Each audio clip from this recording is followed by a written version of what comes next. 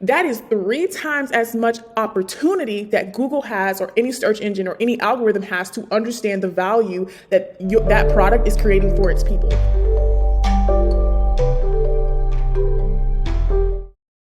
Hello, everybody. Hi, my lovely people. Odia Shembo here. And so today I will be pulling back the curtains and showing you guys how we're helping our clients achieve massive traffic success that's not only just generating traffic just for traffic's sake, it's turning that traffic into real revenue with the content that we're creating. So it's important for you guys to understand that we are not playing about our traffic, but we are definitely using that traffic to generate revenue. And that's the difference with SEO growth marketing, is it is a tool to generate revenue and not just purely traffic. So stick with me, and if you're lucky, I'll give you a bonus at the end. All right, so let's get started. This is our core philosophy that we believe internally, and I had to believe this for myself in order to start moving the needle in my own business. Number one, your content is your storefront, okay?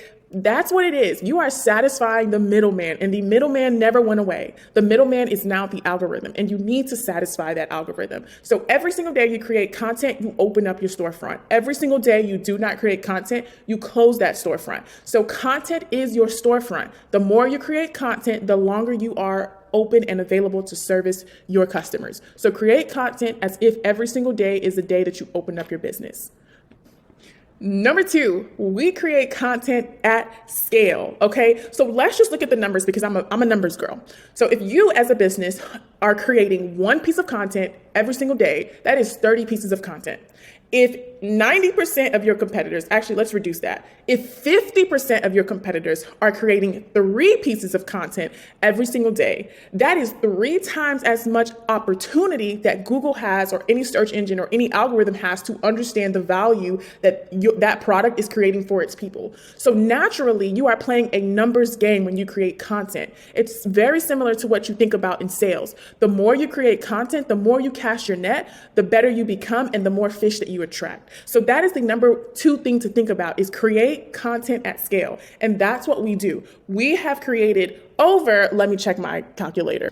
In the last 9 months, we internally have created over 844 pieces of content, okay? So we are very serious about creating content at scale, and that's how we're helping our clients achieve those really large numbers, is because we doubled down internally a big process on how we create content using the tools that we have available. And number 3, we scale, then we optimize quickly. Okay, we scale, then we optimize quickly. People want to optimize and then scale. But the reality of it is, with artificial intelligence, post ChatGPT, and that being open source now, this AI being open source, people are able to create more content at scale. And here are the pros and cons to that. The pros are, your competition can literally use an application that will launch relatively okay content. Here's the con to that. Google is going to, because it's in and of itself, it is an AI tool. It's going to understand what kind of content is okay and what kind of content is really good. So because we've understood that, we have a process internally that allows us to scale really quickly and then optimize even more quickly than our competitors, just because of the internal processes that we've developed from doing this over and over and over and over and over. And that's what allows us to not only rise to the top, but stay at the top for revenue driving keywords that our clients really need us to be at the forefront for. So we scale and we optimize very, very quickly.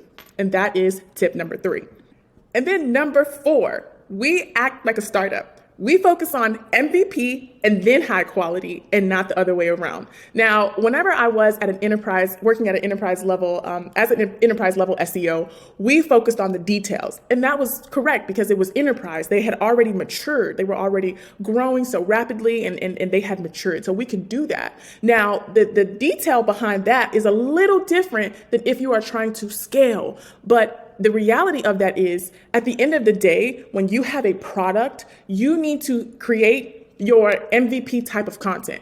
You need to focus on the minimal viable product of content that you can produce that's good enough for your consumer. It's not going to be perfect, and that bleeds back into point number 3. It's the optimization process that actually helps you win, and not necessarily that first draft of content. And a lot of people have it backwards, because we are so used to doing SEO pre-ChatGPT, but now as we adjust to post-ChatGPT SEO, it's going to be important that you understand that your strategy has got to change. You have got to focus on creating content and reiterating on that content and improving that content as much as possible versus holding that content, letting it go through different layers of approval, and then posting on it. By that time, your competitor has already created 10 pages, optimized on those pages, and are seeing revenue driving actions based on what they're producing. So it's important for you to understand that it's an MVP first and then high quality and not the other way around. That's a tough one for a lot of content managers, but it's very important for you to understand that this is the way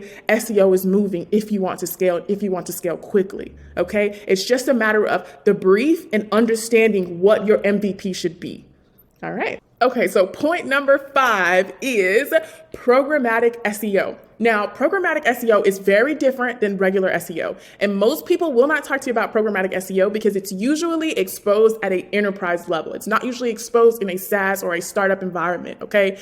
And what programmatic SEO is basically content creation on automation. Now, with regular SEO, you'll have a blog page, a product page, and you'll optimize it in a singular sense. But programmatic SEO allows you to automate the content on a page. So meaning it's templatized. It has a template that's preset and it constantly feeds different information to it, okay? And that is the difference between regular SEO and programmatic SEO.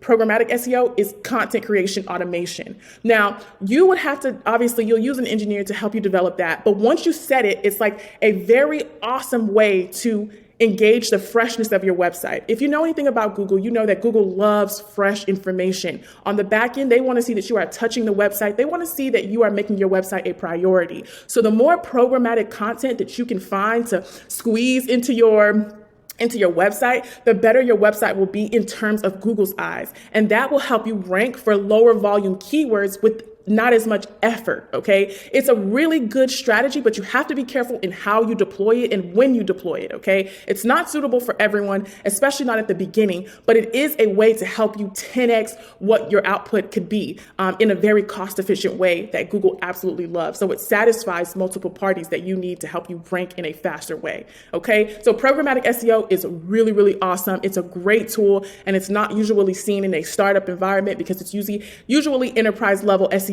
take advantage of this strategy because they have the budget to do that. But internally, we help you do that. So it's a great tool, and you need to use it if you know how to use it or if you have a developer on site that can help you do that.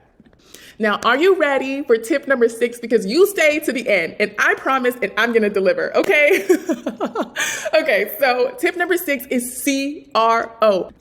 Okay, so a CRO is super duper duper important. That's the secret sauce, not necessarily the secret sauce to everything, but it's the secret sauce of getting as much equity out of the traffic that you've acquired. That CRO is going to come in and look for pieces where they can optimize. They're going to look for buttons. They're going to look for language, anything that can help you relate to the customer even more. Because if you're a founder, if you're a marketer, if you're a content creator that's already embedded to the tool, you already understand the language and you already know all of the technical know-how, but the people that you're marketing to, they don't. And they need you to come in and explain it to them in a way that's very simple and in their language and will help them convert over into your free trial or being a customer of yours. So it is very critical that you understand that CROs are impactful to your revenue. It's impactful to your bottom line. So that's it. Thank you so much for staying to the end. I hope that you found this useful. If you need help with any of the parts of this video, feel free to reach out to me for a consultation, or you can apply to work with us. And if you get approved,